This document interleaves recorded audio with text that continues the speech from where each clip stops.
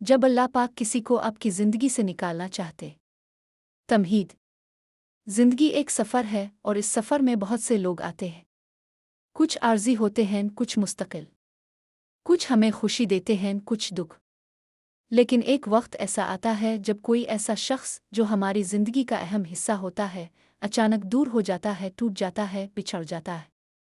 हम हैरान होते हैं, रो पड़ते हैं, अल्लाह से सवाल करते हैं, आ अल्लाह क्यों?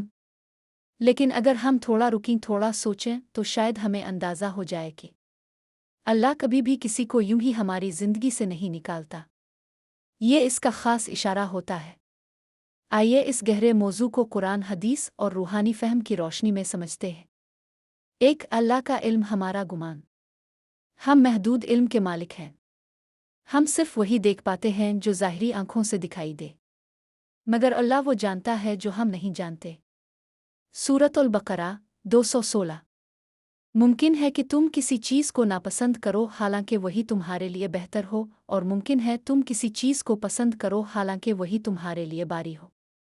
अल्लाह जानता है, तुम नहीं जानते। जब अल्लाह किसी शख्स को हमारी ज़िंदगी से निकालता है तो इसके पीछे एक हिकमत, एक हिफाजत और एक नई मंजिल छपी होती है। दो, इंसान को जिससे मोहब्बत हो इसका जाना तकलीफ दे होता है। अल्लाह ने इंसान को जज्बात अता किए हैं। दिल लगाना, मोहब्बत करना, किसी को अपनी दुआओं में शामिल करना, ये फितरी बात है। लेकिन जब वही शख्स अचानक हमें छोड़ दे, बदल जाए या हमसे छिन जाए तो दिल सवाल करता है, क्या मैं इसके लायक नहीं था? मैंने इतना वक्त दिया, सब कुछ दिया, फिर भी वो गया क्यों? मैंने तो हर दुआ में इसका नाम लिया, फिर अल्लाह ने मेरी दुआ क्यों रद्द कर दी? इसका जवाब यही है कि अल्लाह ने तुम्हें इससे बचाया जिसकी तुम्हें फ़िक्र थी, ताकि वो तुम्हें दे सके जिसकी तुम्हें ज़रूरत है। 3, जब कोई चला जाता है तो समझो अल्लाह तुम्हें आज़ाद कर रहा है।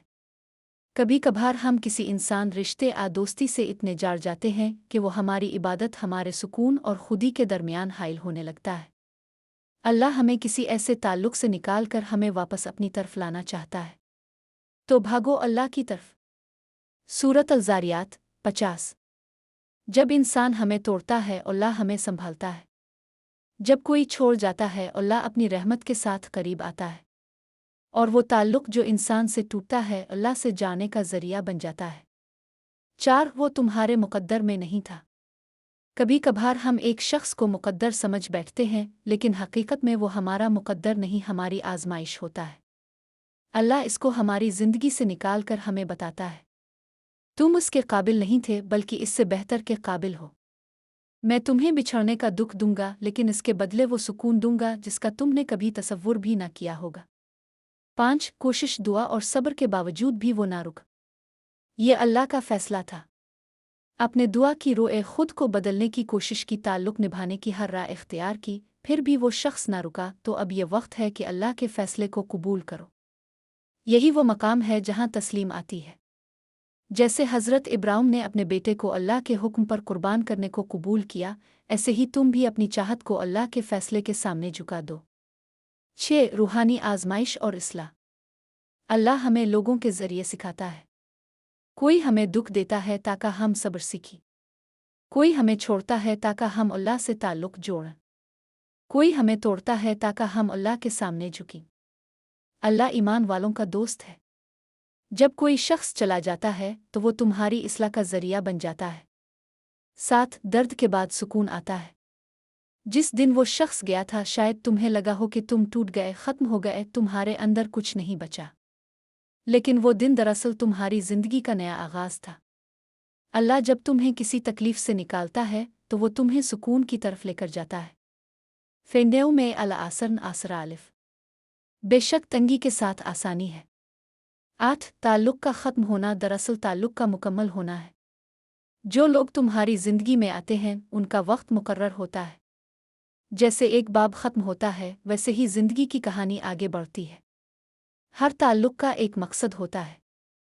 जब वो मकसद पूरा हो जाता है तो वो ताल्लुक़ ख़त्म हो जाता है, चाहे हम इसे माने या ना माने। 9, अल्लाह की रहमत तुम्हें बेहतर की तरफ ले जाती है। जब अल्लाह किसी को निकालता है तो खाली जगह रहती है, मगर वो खाली जगह बाद में किसी ऐसी नेमत से भरी जाती है जो तुमने कभी मांगी भी नहीं होती।